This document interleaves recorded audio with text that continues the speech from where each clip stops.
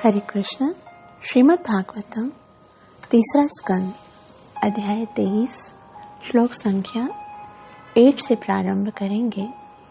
इस आध्यात्मिक जगत में प्रवेश करने से पहले गुरु और गौरंग से कृपा की याचना करते हुए मंगलाचरण करेंगे, ताकि हम जो अध्ययन कर रहे हैं उसका पूरा लाभ प्राप्त हो सके, जो कि है कृष्ण प्रेम की प्राप्ति।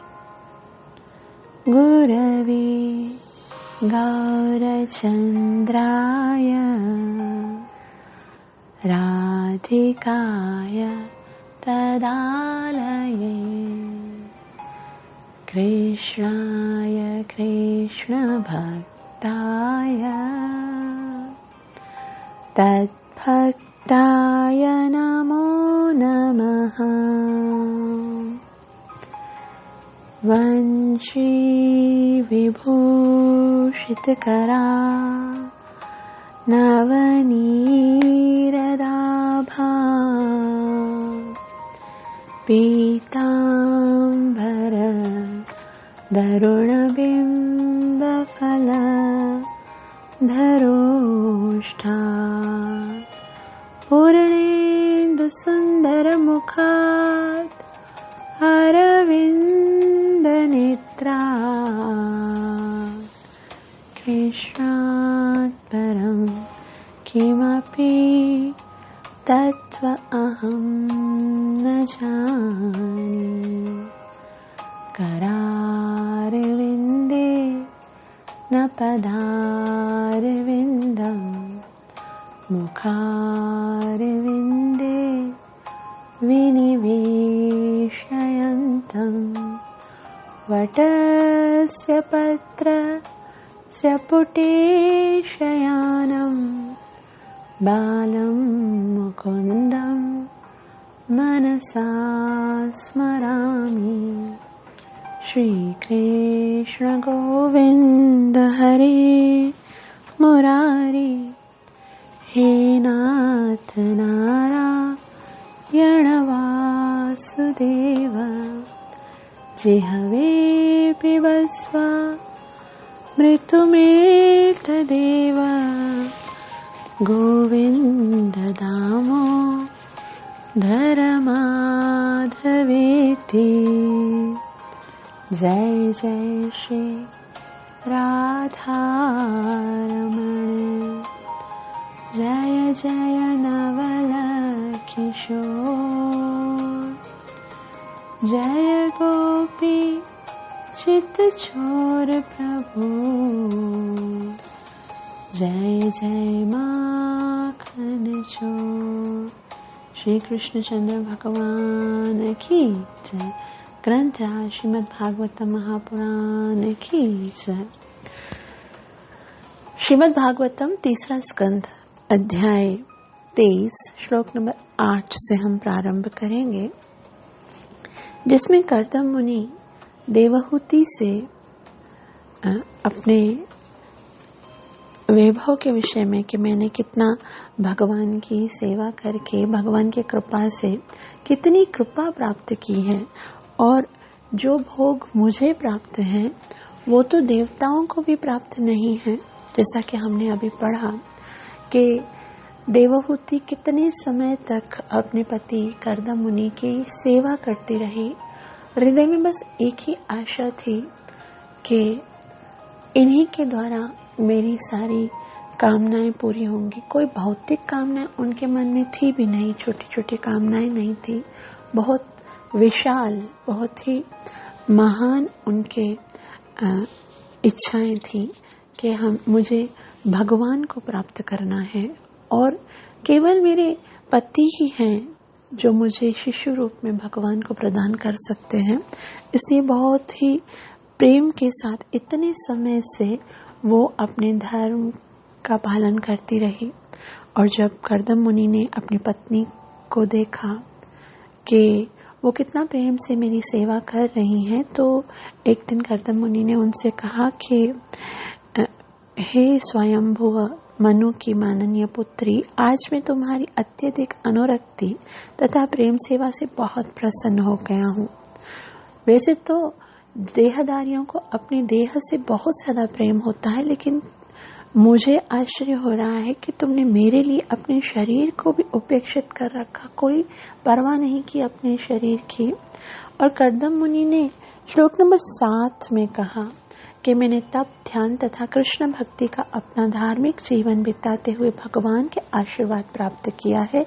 यद्यपि तुम्हें भय तथा शोक से रहित इन उपलब्धियों यानी विभूतियों का अभी तक अनुभव नहीं है। यहाँ पर जो अंतिम लाइन उन्होंने कहा था, दृष्टम प्रपश्य वितराम्य भया न शोकान, न उसके अंदर कोई भय है न ही शोक है, क्योंकि भौतिक जगत के जितने भी लाभ हैं, जितनी भी उपलब्धियां हैं, उनके अंदर एक भय बना रहता है कि कहीं मुझसे ये छीन न जाए, और शोक बना रहता है क्योंकि वो अनित्य है, तो समाप्त हो जाती हैं, तो दुख का कारण बनती हैं। इसलिए जो भगवान श्री कृष्ण भगवत गीता में कहते हैं, ना तेषु रमते बुधा आद्यंतवंत कौन्तेय, क्योंकि भौतिक जगत की प्रत्येक वस्तु का आदि है तथा अंत है, इसलिए बुद्धिमान लोग उनके अंदर आनंद प्राप्त करने का प्रयास नहीं करते। लेकिन यहाँ कर्दम मुनि जिन उपलब्धियों के विषय में, जिन कृपाओं के विषय में कहते हैं, वे कहते हैं ये कोई साधारण भौतिक वस्तुओं की तरह नहीं है जो क्षीण हो जाएं और उनके समाप्त होने के पार भय और शोक उत्पन्न हो। तुम्हें तो पता ही नहीं है, मैं तुमको दृष्टिम प्रपश्य, मैं आपको दृष्टि दूंगा जिससे आप देखोगी कि वो कितनी महान उपलब्धियां हैं। क्योंकि मुझे जो मिला है वो कैसे मिला है, वो भगवान की कृपा से मिला है। मैंने भगवान की कृपा प्राप्त की है और उसके द्वारा मुझे जो उपलब्धियां हुई हैं वो क्षीण होने वाली नहीं है, समाप्त होने वाली नहीं है। तो मानो अब 8वें श्लोक में कर्दम मुनि उसी अपनी जो उपलब्धियां हैं, जो भगवान की कृपा है, उनके विषय में बताते हुए कहते हैं, इन अत्यंत ही पवित्र शब्दों को मेरे साथ साथ उच्चारण करने का प्रयास कीजिए। कर्दम मुनि देवहूति से कहते हैं, अन्ये पुनर्भगवतो ब्रुव उद्विजृम्भ विभ्रंशितार्थरचना किमुरुक्रमस्य सिद्धासि भुङ्क्ष्व विभवा निज धर्मदोहान् दिव्यान्निरैर्दुरधिकान् नृप विक्रियाभिः अन्ये पुनः भगवतो ब्रुव उद्विजृम्भ विभ्रांशितार्थरचना किमुरुक्रमस्य सिद्धासि भुङ्क्ष्व विभवा निज धर्मदोहान् दिव्यान्नरै दुरधिका नृप विक्रियाभिः अन्ये पुनः भगवतो ब्रुव उद्विजृम्भ विभ्रंशितार्थरचना किमुरुक्रमस्य सिद्धांसि भुङ्क्ष्व विभवा निज धर्मदोहान् दिव्यान्नरे दुरधिकान् नृप विक्रियाभिः। शब्दार्थ, अन्ये पुनर्भगवतो ब्रुव, अन्य मतलब अन्य, पुनर् फिर, भगवतो भगवान की, ब्रुव ब्रिकुटी, उद्विजिम्ब हिलने से, विभ्रंशिता नष्ट, अर्थ रचना यानी भौतिक उपलब्धियां, यानी संसार में जितनी भी भौतिक उपलब्धियां हैं जिस पर के आज का मनुष्य जो है वो सोचता है कि मुझे कितना अच्छा प्राप्त हुआ है, जिस पर गर्व होता है, वो सब क्या है? विभ्रंशितार्थ रचना। वो सब की सब भगवान की भ्रिकुटी, ब्रुव उद्विजृंभ, जैसे ही भगवान की भ्रिकुटी हिलती है तो विभ्रंशिता उनका नष्ट हो जाता है। भौतिक उपलब्धियां, संसार में जो कुछ भी है, संसार को छोड़िए, ये पूरा जो ब्रह्मांड है, जिनके मात्र भ्रिकुटी के भय से सागर सप्त उबलते, केवल भगवान के ब्रुव उद्विजृंभ विभ्रष्ट, सिर्फ उनकी भगवान की भ्रिकुटी हिलने से ही अर्थ रचना, भौतिक सारा का सारा, चाहे कितना साइंस ने ना एडवांस हो गया हो, जो कुछ भी इन्वेंशंस की हो, चाहे इतने बड़े बड़े रॉकेट हों, हेलीकॉप्टर्स हों, या फिर एरोप्लेन्स हों, इतनी बड़ी बड़ी विशाल बिल्डिंग्स हों, या कुछ बड़ी बड़ी फैक्ट्रियां हों, एक थोड़ा सा भगवान अगर है ना भूकंप, कोई जिलजिला आ जाए, कोई तूफान आ जाए, सब का सब विध्वंस हो जाए। तो भौतिक जितनी भी वस्तुएं हैं वो तो विनष्ट होने वाली हैं। इसलिए यहाँ पर कह रहे हैं कर्दम मुनि, किम किम मतलब क्या लाभ है उनका? विभ्रंशितार्थ रचना किम उरुक्रमस्य, उरुक्रमस्य यानी भगवान की जो कृपा होती है, उनके थोड़ी से भगवान की थोड़ी सी भ्रिकुटी हिलने से जब सब कुछ विध्वंस हो जाता है, तो इन भौतिक वस्तुओं का क्या लाभ है? और आगे कहते हैं, सिद्धासि भुंक्ष्व विभवा निज धर्म दो, सिद्धासि सफल तुम हो, भुंक्ष्व भोगो, भगवान विभवान यानी भेंटे, निज धर्म अपनी भक्ति से दोहान प्राप्त। आप तो उन भोगों को भोगोगी, क्योंकि आप तो बहुत भाग्यशाली हो कि इन भौतिक वस्तुओं को प्राप्त करके आपको आनंदित होने के लिए नहीं कह रहा हूँ।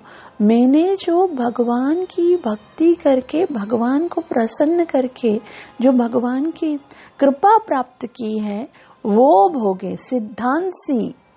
सिद्धांसी वंशो विभवा निज धर्म दोहान, उन वस्तुओं को जो कि दिव्यान नराय मतलब जो देवता होते ना, देवता, उनको भी ऐसी वस्तुएं प्राप्त नहीं होती। दुरधिगान यानी दुर्लभ हैं।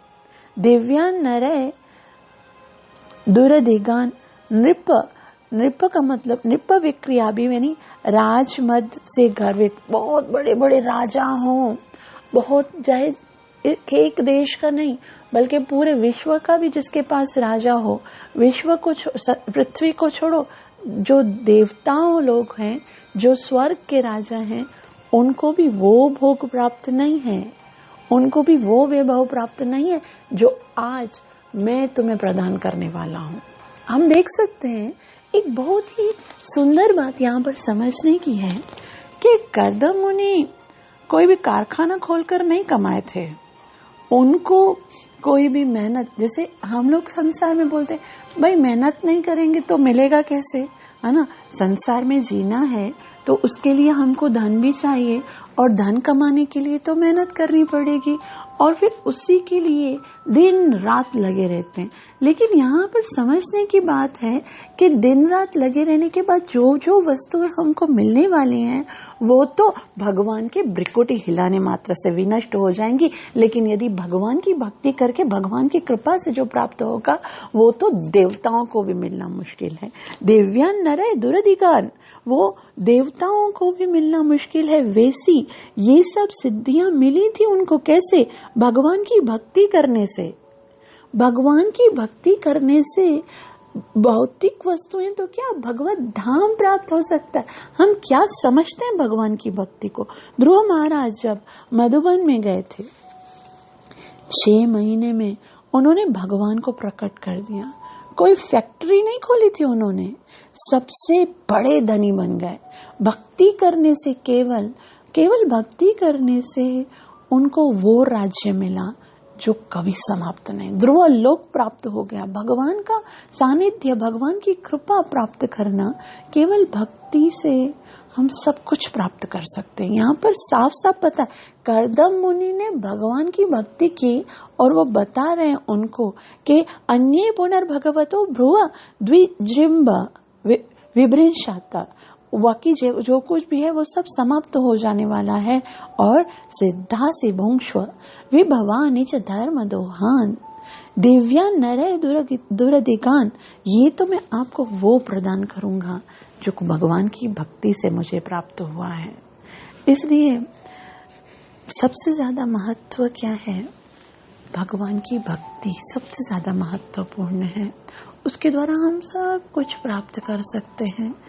अगर कमी है तो केवल हमारे विश्वास में। अनुवाद: कर्दम मुनि ने कहा, भगवान की कृपा के अतिरिक्त अन्य भोगों से कौन सा लाभ है? सभी भौतिक उपलब्धियां श्री भगवान विष्णु की भ्रुकुटी चलाने से ही ध्वंस हो जाने वाली हैं। तुमने अपने पति की भक्ति करके दिव्य भेंटें प्राप्त की हैं और उनका भोग कर रही हो, जो राजमद तथा भौतिक संपत्ति से गर्वित मनुष्य के लिए भी दुर्लभ हैं। यानी कि ये जो वस्तुएं हैं वो सबको प्राप्त नहीं होती हैं।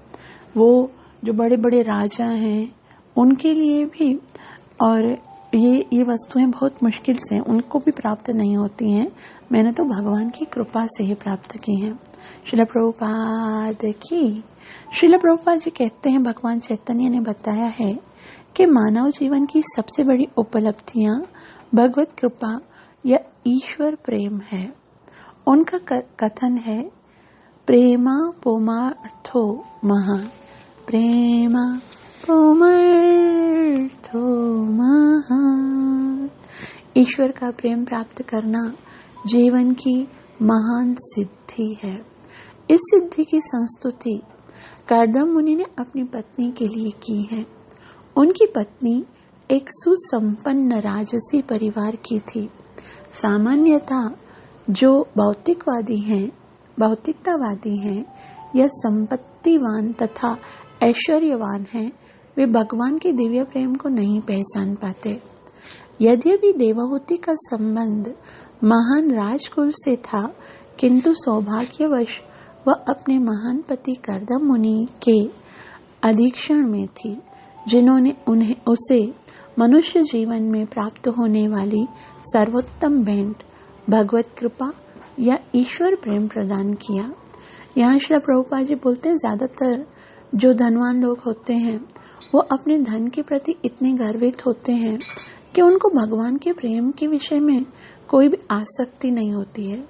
लेकिन देवहूति भले ही महाराजा मनु की पुत्री थी, लेकिन इतनी सौभाग्यवानी थी कि वो कर्दम मुनि के अधीक्षण में, ऐसे शुद्ध वैष्णव के अधीक्षण में, जिन्होंने उसे मनुष्य जीवन में प्राप्त होने वाली सर्वोत्तम भेंट क्या है, प्रेमा पुमर्थो महान, भगवत कृपा या ईश्वर प्रेम, यह वो उपलब्धि है जिसके सामने दुनिया की संपूर्ण जो धन है, राज है, यहाँ तक कि देवताओं का राज्य भी उनके सामने तुच्छ है।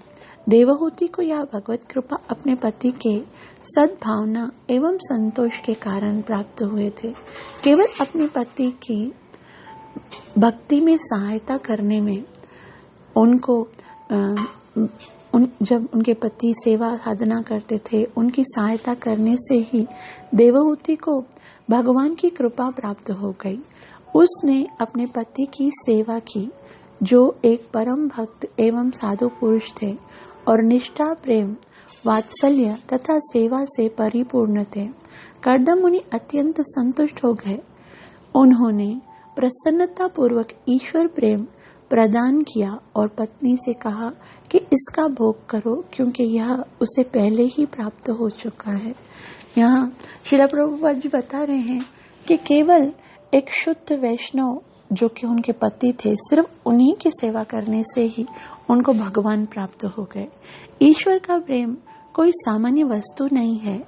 रूप गोस्वामी चैतन्य महाप्रभु की पूजा करते थे क्योंकि वे सबों को ईश्वर का प्रेम, कृष्ण प्रेम वितरित करते थे। रूप गोस्वामी उन्हें महावदन्याय कहकर उनकी प्रशंसा करते थे क्योंकि वे सबों को मुक्त हस्त प्रेम वितरण करते रहते थे जो ज्ञानियों को उनके जन्मों में कठिनाई से प्राप्त होता है। कृष्ण प्रेम अर्थात कृष्ण भावनामृत सर्वोच्च भेंट है जिसे हम हर किसी को प्रदान कर सकते हैं जिससे हम प्रेम करते हैं। इस श्लोक में आगत निज धर्म दोहान शब्द महत्वपूर्ण है। यहाँ पर जो निज धर्म दोहान तीसरी लाइन का शब्द है उसके विषय में श्रील प्रभुपाद जी कहते हैं कि कर्दम मुनि की पत्नी होने के कारण अपने पति से अमूल्य भेंट प्राप्त हुई क्योंकि वह अपने पति के प्रति अत्यंत निष्ठावान थी। स्त्री का सबसे बड़ा धर्म है कि अपने पति के प्रति निष्ठावान रहे। यदि सौभाग्य से पति महापुरुष हो तो जोड़ी अत्यंत पूर्ण होती है और पति तथा पत्नी दोनों का जीवन तुरंत परिपूर्ण हो जाता है। श्रील प्रभुपाद जी बता रहे हैं कि ये सौभाग्य से प्राप्त होता है कि किसी का पति जो है वो भगवान का शुद्ध भक्त हो। सौभाग्य से महापुरुष पति यदि प्राप्त हो जाता है तो पत्नी को कुछ करने की जरूरत नहीं है। अपने पति की सेवा करके ही वो भगवत धाम प्राप्त कर सकती है, भगवान को प्राप्त कर सकती है। आगे कर्दम मुनि कहते हैं, जैसे ही कर्दम मुनि ने देवहूति को ये सब बातें बताई, देवहूति तो पहले से ही कर्दम मुनि के प्रभाव को जानती थी और अब जब स्वयं अपने पति के मुख से ये सब सुन रही हैं तो उनकी क्या अवस्था हो रही है उसको बताते हुए मैत्रेय मुनि कहते हैं, एवं ब्रुवाणमबलाखिल योगमाया विद्या विचक्षणमवीक्ष्य गताधिरासी सम्प्रश्रय प्राणय विह्वलया गिरीश व्रीडावलोकविलसदसति सीताननाः। एवं ब्रुवाणम अबला, एवं मना इस प्रकार, ब्रुवाण मतलब बोलते हुए, अबला अर्थात स्त्री, अखिल योग माया, अखिल मना संपूर्ण, योग माया अर्थात दिव्य ज्ञान का, विद्या विचक्षण यानी ज्ञान में अद्वितीय, अवेक्ष्य सुनकर, गत आदि संतुष्ट आसीत। जब स्त्री ने, पत्नी ने अपने पति के मुख से ये सब सुना कि मुझे भगवान की कृपा प्राप्त हुई है और मुझे जो कुछ भी प्राप्त हुआ है क्योंकि तुमने मेरी सेवा की है, तुम मेरी अर्धांगिनी हो, इसलिए उस सब पर तुम्हारा अधिकार है। तुमने कोई तपस्या भले भगवान की नहीं की है लेकिन मेरी सेवा करके, मुझे प्रसन्न करके तुम वो सब कुछ के मालकिन बन गई हो जो मेरे पास है। जब इतना देवहूति ने सुना तो गताधिरासीत, बहुत ही आनंदित हो गई, संतुष्ट हो गई। उसको बहुत ऐसा लगा कि मेरे पति मुझे कितना मानते हैं, मुझसे कितना प्रेम करते हैं। देखिए यहाँ पर बहुत ही ध्यान से समझने की बात है कि जब से विवाह करके आई थी एक दिन भी उनकी ओर देखा तक नहीं, इतने दिन तक उपेक्षा की, इसकी कोई कंप्लेन नहीं की कि इतने दिन से तुम्हें आई हो, आपने मेरी ओर देखा भी नहीं, मुझसे कभी बात नहीं की, दो शब्द प्रेम से नहीं बोले, कोई भी कंप्लेन नहीं। और आज एक बार जब वो प्रेम से बात कर रहे हैं तो पतिव्रता स्त्री, राधा गोविंद गोस्वामी कहते हैं कि पतिव्रता स्त्री के लिए सबसे बड़ा पुरस्कार क्या है, सबसे बड़ा गिफ्ट क्या है, कि बस पति मुस्कुरा के उसके सामने देखे, मुस्कुरा के उसको देख भी ले, भले कोई बात नहीं भी करता है तो भी उसे संतुष्ट हो जाना चाहिए कि मेरे पति मुझे मानते हैं, मुझसे प्रेम करते हैं। इसी से संतुष्ट बहुत बहुत बातें यहाँ पर सीखने को मिल रही हैं कि किस तरह से पति पत्नी को व्यावहारिक जीवन में जीना है। आगे कहते हैं, संप्रश्रय प्रयाण विहिवलय गिरेशत संप्रशन, अर्थात विनय के साथ प्रणय तथा प्रेम से विवल होकर, गिरा यानी वाणी से, ईशत कुछ कुछ, किस तरह से, मतलब जैसे ही पति ने उनसे बोला तो फिर उसको भी बात करनी थी, लेकिन बात करने के लिए वो ऐसा नहीं कि जोर से कुछ बोल दे, ऐसे नहीं, संप्रश्र विनय के साथ प्रेम के साथ विह्वल होकर अपनी वाणी को संभालते हुए, शब्दों को चॉइस करके, चुन के शब्दों को, और कैसे, व्रीडावलोक अर्थात लज्जा से संकोच होकर चितवन। ऐसा आजकल कैसे होता है, ये सब बातें कभी कोई सिखाता ही नहीं है, कोई बताता ही नहीं है कि पति के साथ बात कैसे करनी है, कि कोई, क्योंकि उनको खुद ही पता नहीं है तो हमें कैसे गाइड करेंगे।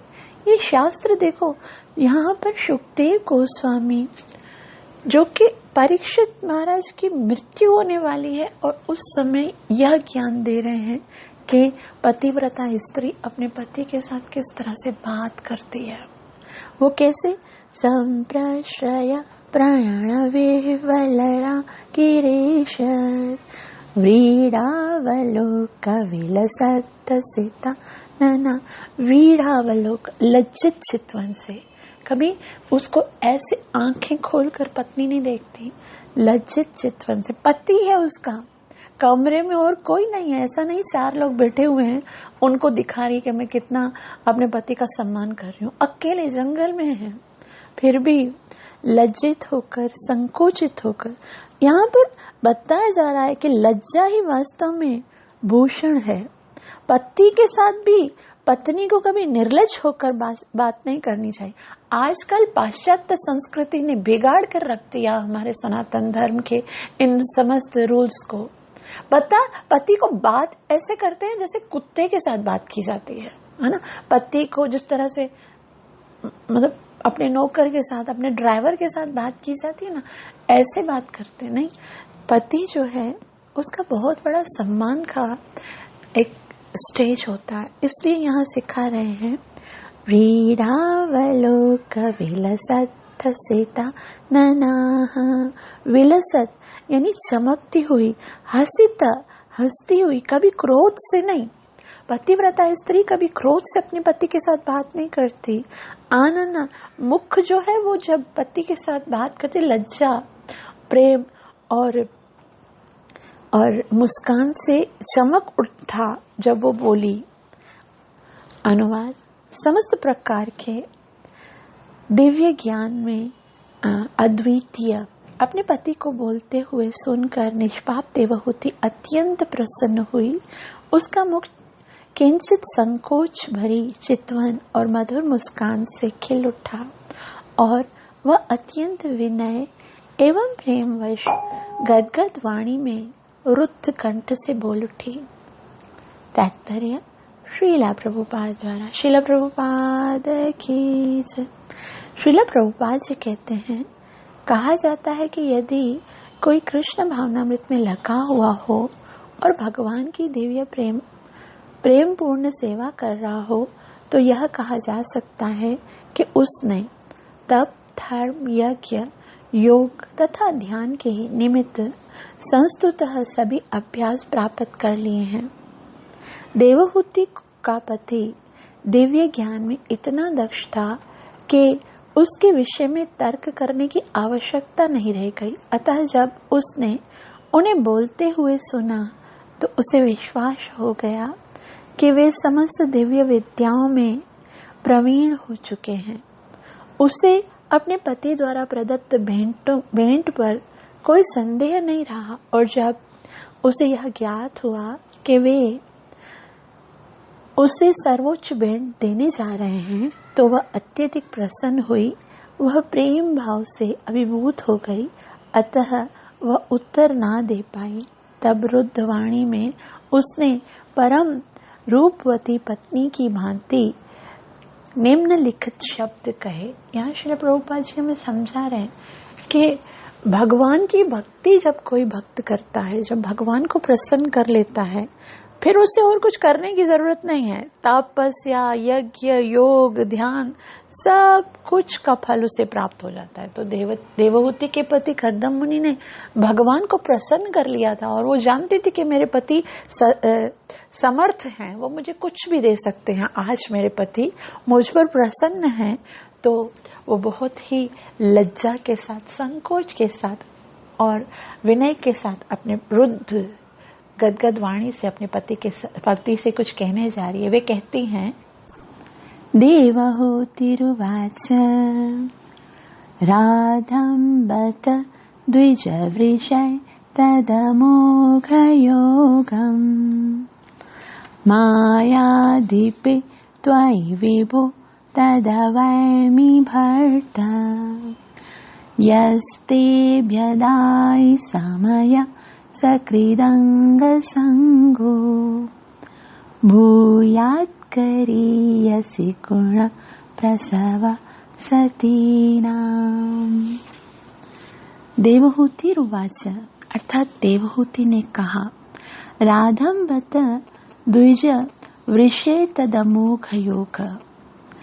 हे द्विज वृषे अर्थात हे ब्राह्मण श्रेष्ठ। देवहूति कहती हैं, राधम मना प्राप्त हुआ है, बत निसंदेह मैं जानती हूँ, कर्दम ऋषि के विषय में, उनकी महानता के विषय में मैं जानती हैं।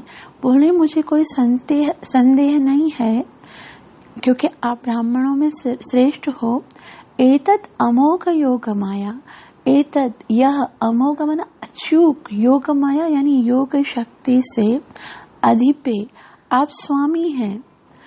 आप तो सब योग माया दीपे त्वयि विभो तद वे में भरता। वे कहती हैं कि त्वयि विभो, हे आप बहुत महान हैं, तत् वह अवैमी मैं जानती हूँ।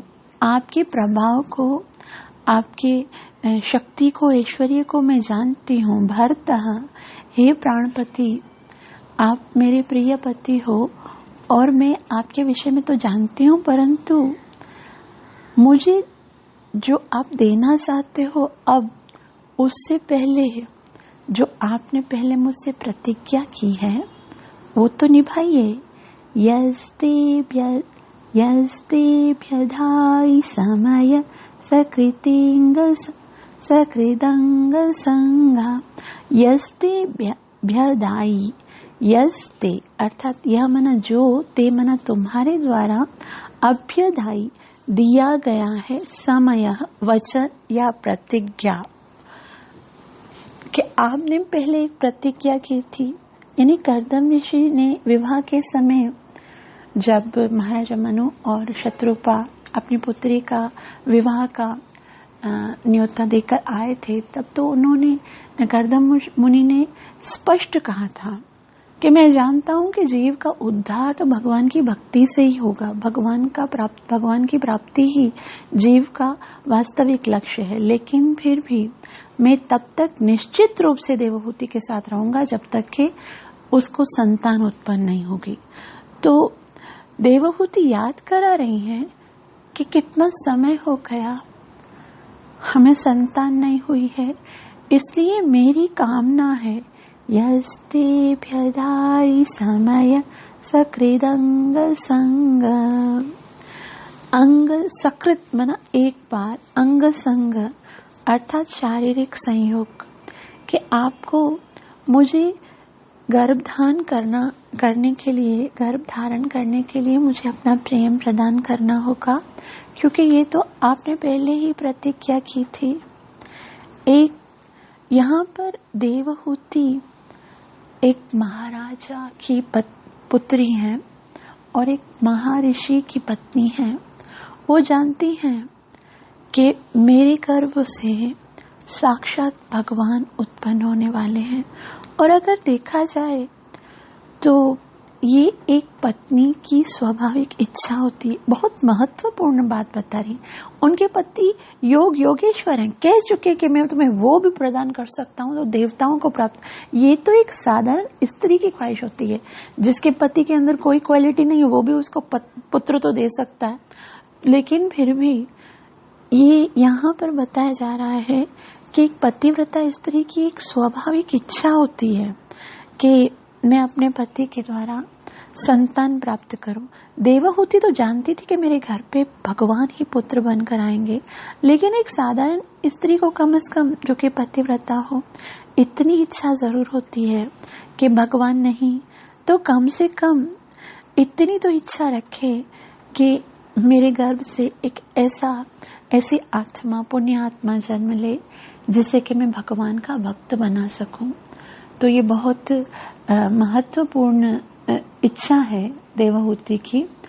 और दूसरा ये कि यहाँ पर एक और बात कहती हैं, भूयात् करीयसि गुण प्रसव सतीनाम।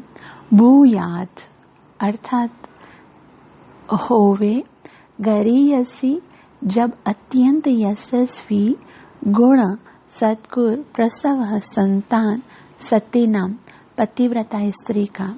पतिव्रता स्त्री की, जो कि एक महान पति की पत्नी होती है, उसकी ये इच्छा होती है कि वह अपने महान पति के द्वारा पुत्र की प्राप्ति करे। यही पत्नी का सबसे बड़ा लाभ है। तो यहाँ पर देवहूति अपने पति से कहते हैं कि मैं जानती हूँ आप बहुत कुछ दे सकते हो, लेकिन मुझे और कुछ नहीं चाहिए। मुझे आपके द्वारा एक पुत्र की इच्छा है, और ये तो आपने पहले भी वचन दिया है, तो आपको अपना वचन भी निभाना पड़ेगा। यस्तेभ्य दाई समय सकृदंग संग। अनुवाद। श्री देवहूति ने कहा, हे ब्राह्मण श्रेष्ठ, मेरे प्रिय पति, मैं जानती हूँ कि आपने सिद्धि प्राप्त कर ली है और समस्त अचूक योग शक्ति के स्वामी हैं, क्योंकि आप दिव्य प्रकृति योग माया के संरक्षण में हैं।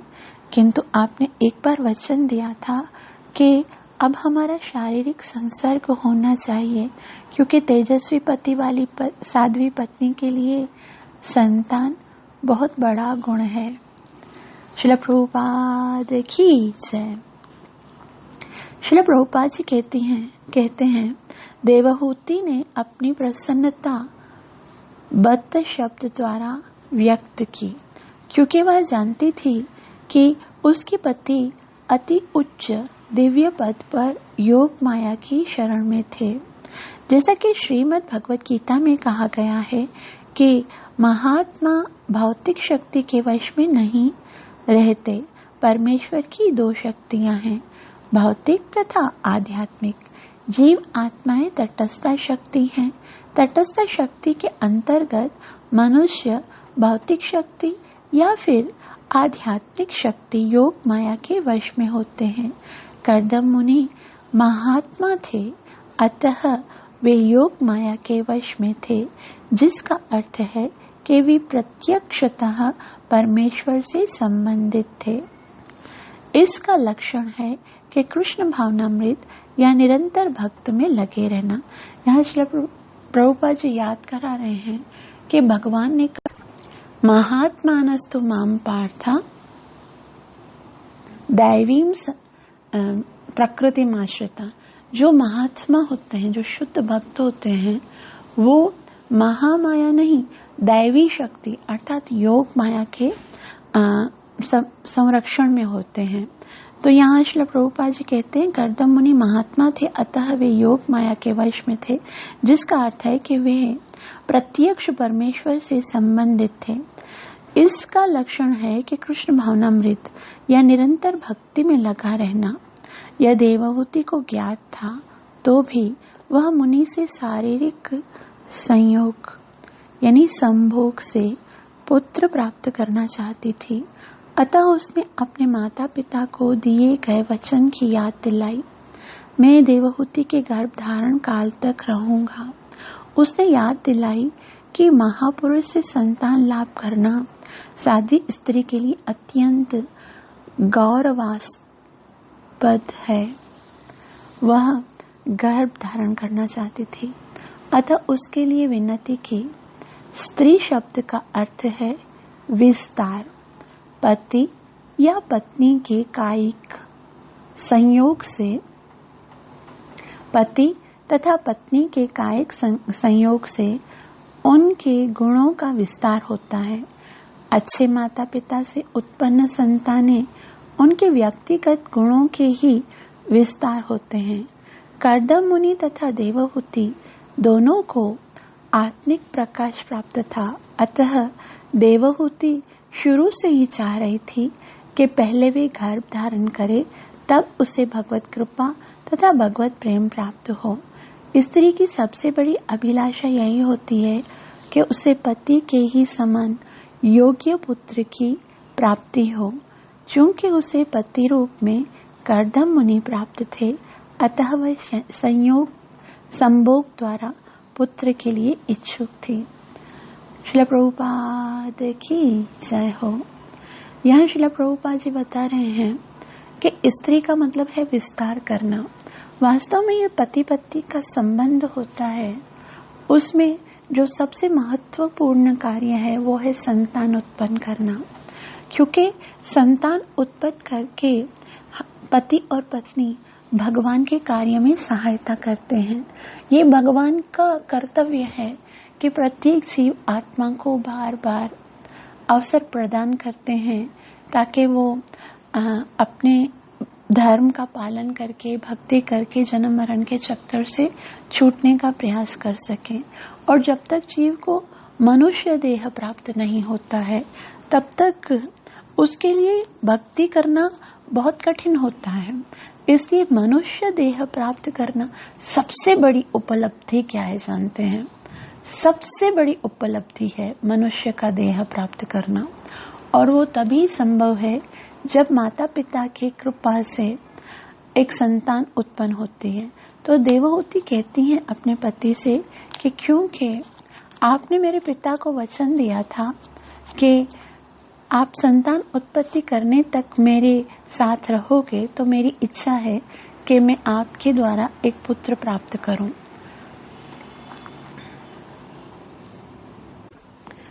तो आगे देवहूति कहती है कि मेरी इच्छा तो संतान उत्पत्ति के लिए है, और अब संतान उत्पत्ति करने के लिए जो कुछ वस्तुओं की आवश्यकता है, जो कुछ कार्य करना है, वो सब आपको करना होगा ना।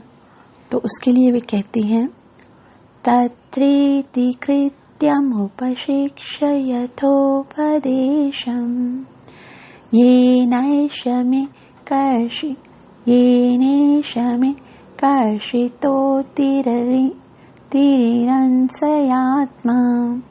सिद्धेतति कृतमनो भवदर्शिताया दीनस्तदीश भवनं सदृशं विचक्ष्व।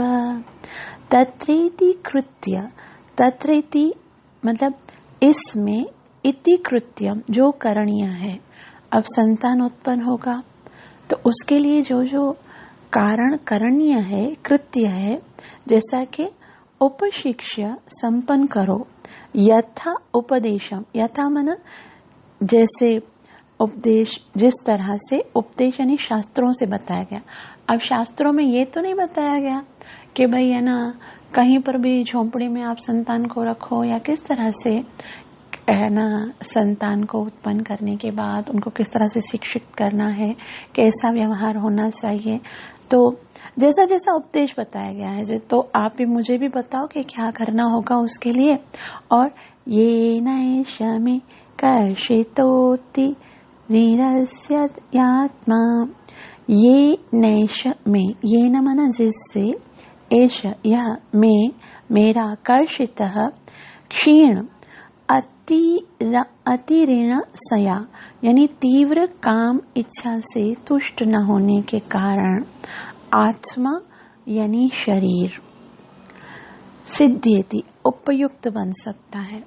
आप देख रहे हैं कि इतने समय से, क्योंकि कर्षितोतीर्ण इसका मतलब है कि मेरी कब से इच्छा थी आपसे संतान उत्पन्न करने की, काम इच्छा के कारण मेरा शरीर संतुष्ट न हुआ और बहुत क्षीण हो गया है। अब तो आप देख रहे हो मैं कितनी दुर्बल हो गई हूँ, मेरे पास खाली हड्डियाँ बची हैं, तो अब मेरे शरीर में कोई शक्ति नहीं है। तो सबसे पहले आपको क्या करना चाहिए, कुछ ऐसा रसायन हो, कुछ ऐसा शक्तिशाली पदार्थ हो जिससे कि आप मेरे शरीर को पहले संतुष्ट करो, उत्तेजित शरीर पहले मेरा सही होगा तभी तो मैं बच्चा पैदा कर सकूंगी ना। संतान उत्पन्न करने के लिए मेरा क्षीण इतना शरीर है कि मैं सीधा खड़ी होती हूँ तो गिर जाती हूँ। तो क्या करो आप पहले सिद्धि कृत मनोभवधा भव दर्शिताय सिद्धि उपयुक्त बन सकता है ते तुम्हारे लिए कृत उत्तेजित मन भव काम इच्छा से अधि दर्शिताया पीड़ित। तो वो पीड़ित और दीन, मेरा शरीर बहुत पीड़ित है, दीन हूँ, और आप ऐसा मेरा शरीर बना के दो ना कि जिससे मैं सांसारिक सुख भी भोग सकूं और संतान भी उत्पत्ति कर सकूं। और आगे कहते हैं दीनस्तदीश भवनम सदृशम विचक्ष्व। दीनस्तदीश भवनम, वो कहते हैं कि मुझे एक अच्छा घर तो लेके दो। अभी इस झोंपड़े में हम लोग रहते हैं, इस झोंपड़े में क्या अभी संतान उत्पन्न करके, यहाँ पर तो देखो बारिश आएगी तो बच्चे को कितना कष्ट होगा, धूप आएगी तो कितना कष्ट होगा। तो एक सुंदर घर होना चाहिए जहाँ पर हम अपनी संतान को अच्छे से रख सकें। तो मतलब 3 चीजें मांग रही हो। पहले तो मुझे एक अच्छी संतान चाहिए, क्योंकि आपने ये वचन दिया था कि आपको संतान दूंगा, और निश्चित रूप से मेरी इच्छा है कि आपके साथ अंग संग प्राप्त करके संतान उत्पन्न करूं। और दूसरा, अब मेरा शरीर ही क्षीण हो गया है, तो मैं इस शरीर के द्वारा तो वो आनंद प्राप्त नहीं कर सकती, इसलिए इस शरीर को स्वस्थ करने के लिए आप कुछ कीजिए और एक अच्छा सा घर बना के दीजिए, ताकि हम बहुत ही आनंद के साथ अपने संतान की पालन कर सकें। अनुवाद। देवहूति ने आगे कहा, हे प्रभु, मैं काम वेदना से पीड़ित हो रही हूँ, अतः आप शास्त्रों के अनुसार जो भी व्यवस्था की जानी हो करें, जिससे काम इच्छा संतुष्ट ना हो पाने से यह मेरा दुर्बल शरीर आपके योग्य हो जाए। हाँ स्वामी, इस कार्य के लिए उपयुक्त घर के विषय में भी विचार कीजिए कि जहाँ पर हम अच्छे से संतुष्ट होकर रह सकें, रति क्रीड़ा कर सकें, तो घर भी होना चाहिए। श्रीला प्रभुपाद जी बहुत सुंदर रीति से समझाएंगे तात्पर्य श्रीला प्रभुपाद द्वारा। श्रीला प्रभुपाद की जय। श्रीला प्रभुपाद जी कहते हैं, वैदिक साहित्य केवल शिक्षाओं से ही पूर्ण नहीं है, अपितु सिद्धि प्राप्त करने के उद्देश्य से भौतिक अस्तित्व के लिए करणीय के विषय में भी सहायक है। यहाँ पर जैसे बताया ना उन्होंने यथोपदेश के जैसा शास्त्रों में लिखा है, तो देवहूति जानती थी कि मेरे पति को सारे शास्त्र पता है। श्रीला प्रभुपाद जी बोलते हैं, शास्त्र में खाली केवल शिक्षा से नहीं भरा हुआ है, बल्कि इस भौतिक जगत, भौतिक अस्तित्व के लिए भी जो करणीय विषय हैं कि क्या क्या करना चाहिए, वो सब बताया गया। अतः देवहूति ने अपने पति से पूछा कि वैदिक शिक्षाओं के अनुसार विषय जीवन के लिए वह किस प्रकार से अपने आप को तैयार करें। विषय जीवन का मुख्य उद्देश्य अच्छी संतान उत्पन्न करना है। श्रील प्रभुपाद जी बार बार अपने कोट्स में, अपने तात्पर्यों में ये बताते हैं कि विवाह करने के बाद एक ही वास्तविक उद्देश्य है, अच्छी संतान उत्पन्न करना। अच्छी संतान उत्पन्न करने की परिस्थितियों का वर्णन काम शास्त्र में प्राप्त है। शास्त्रों में जिस जिस वस्तु की आवश्यकता होती है सब कुछ वर्णित है। कैसा घर हो, कैसी सजावट हो, पत्नी कैसा वस्त्र धारण करे, किस प्रकार उपटन सुगंध लगाए तथा अन्य हाव भाव बनाए। ऐसा करने से पति उसकी सुंदरता से आकृष्ट होगा और उपयुक्त मानसिक स्थिति तैयार हो सकेगी। तब संभोग काल की यह मानसिक स्थिति पत्नी के गर्भ में स्थानांतरित हो सकेगी और उस गर्भ धारण से अच्छी संतान उत्पन्न हो सकती है। यहाँ पर देवहूति के शारीरिक वैशिष्ट्य का विशेष उल्लेख है। वह अत्यंत कृशकाय हो गई थी, अतः उसे भय था कि हो सकता है वह कर्दम को आकर्षित ना लगे। वह जानना चाहती थी कि पति को आकर्षित करने के लिए शरीर को किस तरह सुधारे। जब संभोग काल में पति आकृष्ट होता है तो पुत्र उत्पन्न हो सकता है, किंतु जब पति पर पत्नी आकृष्ट होती है तो कन्या उत्पन्न हो सकती है। इसका उल्लेख आयुर्वेद में है।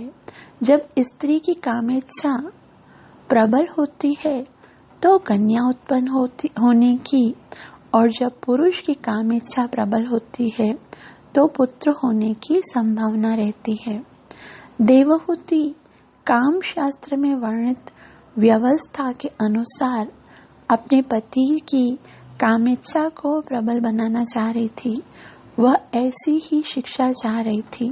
साथ ही उसने विनय की कि एक उपयुक्त घर की भी व्यवस्था हो, क्योंकि जिस कुटी में कर्दम मुनि रह रहे थे वह अत्यंत सादी थी और सत्व गुण से युक्त थी, जिसमें काम इच्छा के उत्पन्न होने की संभावना कम थी।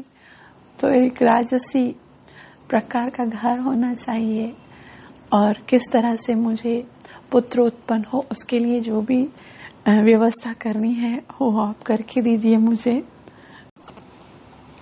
तो आज ये देवहूति जो अपने पति से डायरेक्ट रति सुख मांग रही है, संभोग मांग रही है, संतान की इच्छा कर रही है, एक घर मांग रही है, वही देवहूति कुछ समय के बाद हम देखेंगे जब कर्दम ऋषि अपने पुत्र उत्पन्न होने के बाद वापस से तपस्या करने के लिए जा रही है, बहुत रोती है। देवहूति कहती है मैंने तो अपने जीवन को सत्यानाश कर दिया, मैंने तो केवल काम इच्छा को पूरी करने के लिए, भौतिक भोग प्राप्त करने के लिए ही अपने जीवन को नष्ट कर दिया। मुझे आध्यात्मिक ज्ञान प्राप्त करना था, मुझे आध्यात्मिक आनंद की आवश्यकता है। वो रो रो कर अपने पुत्र से कहती हैं, निर्वीणाम नितराम भूमन असत्य इंद्रिय तृषणात् येन संभाव्यमानेन प्रापन्नाधम तमः प्रभु, कि मैं बहुत बहुत दुखी हूँ। या ये कथाएं क्यों होती हैं जानते हो? ये कथाएं इसलिए होती हैं कि हम सीख सकें, हम कुछ समझ सकें। देवहूति को जो भोग प्राप्त थे वो तो देवताओं को भी प्राप्त नहीं होते। उनके लिए वो अभी जो कर्दम ऋषि उनके लिए जो करने वाले हैं वो आज तक इतिहास में किसी भी पत्नी को किसी पत्नी ने नहीं दिया। और वो सारा सुख इतने समय तक भोगने के बाद देवहूति रो रो कर कहती है कि इसमें कुछ आनंद नहीं है। और हम जिस आनंद के पीछे भाग रहे हैं कि हमको क्या मिलेगा, एक साधारण सा घर मिलेगा, ज्यादा से ज्यादा महल मिलेगा, और वो कैसा होगा, वो क्षीण हो जाने वाला होगा।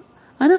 4 साल 5 साल के बाद हर एक घर गंदा हो जाता है, उसमें क्रैक्स आ जाते हैं, कभी तूफान आता है, कभी ज़िलज़िले आते हैं, कब खत्म हो जाता है। इन चीजों के लिए, जो भौतिक वस्तु, उन चीजों के लिए हम अपने जीवन को कितना नष्ट कर रहे हैं। और देवहूति के जीवन से हमको सीखने को मिलेगा कि उनके पति सब कुछ दे सकते हैं। ऐसा सुख, वो कहते हैं कि मैं जो तुम्हें सुख दूंगा वो भय देने वाला नहीं होगा, समाप्त होने वाला नहीं होगा। उसके प्राप्त होने के बाद भी उसके जीवन की तृष्णा समाप्त नहीं होती और अंत में कहती है कि मुझे ये सब नहीं चाहिए, मुझे आध्यात्मिक आनंद चाहिए। तो ये सबसे हमें ये सीखना चाहिए कि कुछ नहीं है, कृष्ण भक्ति के अतिरिक्त तो और कुछ ऐसा है ही नहीं जिससे आनंद की संभावना हो, जिससे हृदय में आनंद की अनुभूति हो। केवल भगवान का नाम, भगवान का प्रेम, भगवान की भक्ति ही जीव को आनंदित कर सकती है। आप सबका बहुत बहुत धन्यवाद। कृपया साथ रहिएगा, मेरे लिए प्रार्थना करना मत भूलिएगा, ताकि मैं अपनी सेवा और साधना को अच्छे से कर सकूं। हरे कृष्ण।